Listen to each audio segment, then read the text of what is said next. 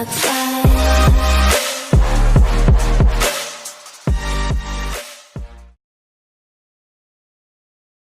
Indigo Child is here to bring us closer to our true essence. We think our minds are separate because of our bodies. These children know differently. A true indigo travels comfortably between worlds, usually at night, when we think they're asleep. Our thoughts and feelings are not our own. The truth is, we have forgotten who we are and how our minds are connected to each other. Indigos remember and have an inner knowing that far exceeds our psychic abilities. Having said this, not all children born since about 1980 are indigos. Many brought major challenges from previous lifetimes they're still working through. But once the lessons are learned and the patterns forgiven, they will join the ranks of the cosmic caring indigo.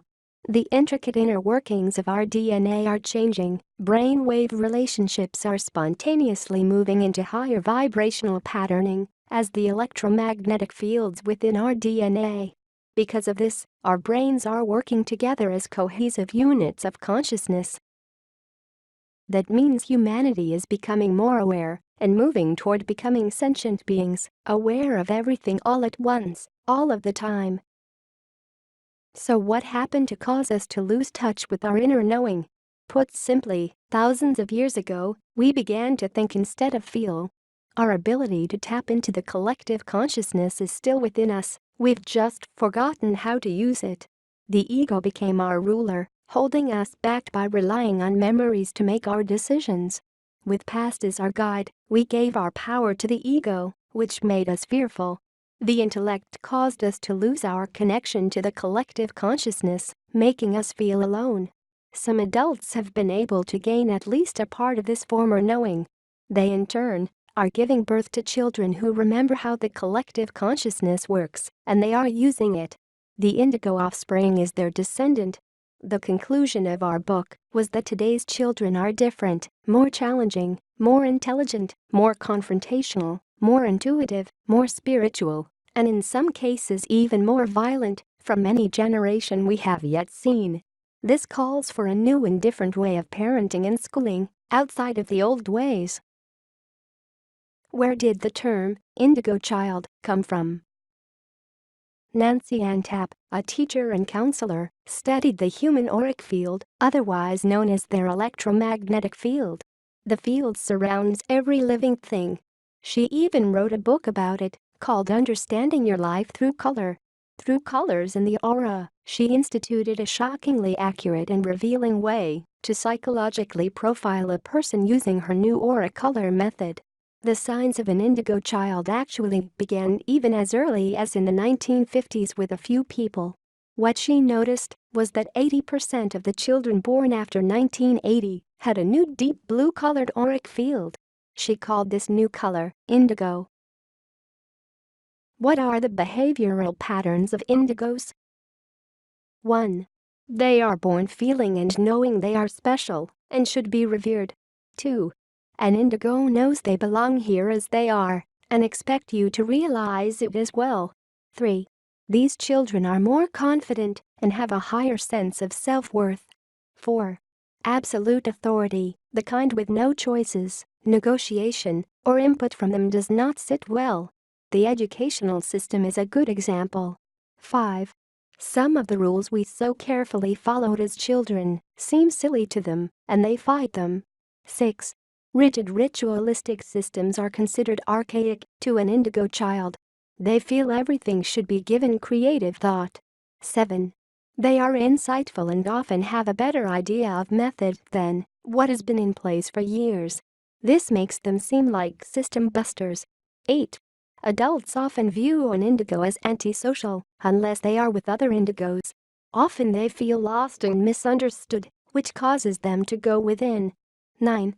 The old control methods like, wait till your father gets home, have no effect on these children. 10. The fulfillment of their personal needs is important to them, and they will let you know. Are you or your children an indigo? These are the characteristics of an indigo, as stated in the care and feeding of your indigo children. Strong-willed, Born in 1978 or later. Headstrong. Creative, with an artistic flair for music, jewelry making, poetry, etc. Prone to addictions. An old soul, as if they're 13 going on 43. Intuitive or psychic, possibly with a history of seeing angels or deceased people. An isolationist, either through aggressive acting out or through fragile introversion. Independent and proud, even if they're constantly asking you for money. Possess a deep desire to help the world in a big way. Wavers between low self-esteem and grandiosity. Bores easily. Has probably been diagnosed as having AD or ADHD. Prone to insomnia, restless sleep, nightmares, or difficulty fear of falling asleep. Has a history of depression or even suicidal thoughts or attempts. Looks for real, deep, and lasting friendships. Easily bonds with plants or animals. If you possess 14 or more of these traits, you're an indigo. If you possess 11 to 13, you're probably an indigo in training. If you're an adult with these traits, you could be a light worker. The effects of Ritalin and other drugs on an indigo's diagnosed with AD or ADHD. Indigo children who take Ritalin or other psychotropic drugs soon lose touch with their intuition, psychic abilities, and warrior personality. These children were sent to Earth with these 3 spiritual gifts for the express purpose of cleaning up our planet, environmentally and socially. Suppressive drugs such as Ritalin can cause an indigo child to forget their life's purpose, which only delays what has to change on our Earth for us to continue living on it. One of the reasons an indigo, crystal or rainbow child has trouble sleeping is because wayward spirits are attracted to them. These spirits know these children can see and sense them. This makes them more irritable and restless in school. The schools and doctors decide from this they are ADHD or AD. So what would an ideal indigo's world look like? Indigos have a job to do on this planet, and they will do it. It's their job to help eliminate the values of the world age that just passed in 2012 and replace them with the values of the new world age. They take their job very seriously, even if they are not aware of it.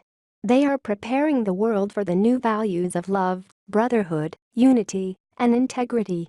Indigo prophecies talk about how these special children are the forerunners to dramatically changing the world for the next great cycle change in the area of 2012. Forgiveness towards others is a key element to help heal the earth. An indigo's world would be 1. Free from all harsh chemicals. 2. Food would be organically grown, locally grown, fresh with minimal processing and refining. 3. Education would be for all, and children would have a much greater say in their educational future and curriculum. 4. Family would mean whom you are with at that time and be inclusive to a greater circle of people. 5. Our political system would be truly for the greater good of all, much more democratic, even socialist. 6. All countries and all people would work together to better their lives on the entire planet. 7. Nature and her needs would come first, including clean air and soil. 8. Children would be treated with respect and consulted on any decisions that would affect them. 9. All people would be equal, no matter what their race, color, sex, or creed. Conclusion. We've drugged them, punished them, denied them, but they still will not conform to our views of what a model child should be. Why? Many indigos can see their futures and know what we are trying to teach them is useless and irrelevant. An indigo has an enormous amount of tenacity and willpower. Through their sensitivity to chemicals, processed foods, and authority, they are showing us what has to change in our world. They're sensitive to so many things. An indigo child will tell you that we should not be using these detrimental chemicals if we truly loved our earth and each other. Indigo children are natural children in an unnatural world. Their immune systems, physically and emotionally, aren't able to assimilate the earthly toxins in food, water, air, toiletries, cleaning supplies, artificial lighting, and relationships. Scientists have discovered huge links between ADHD and environmental toxins. Thank you for watching. Please leave a like and don't forget to subscribe.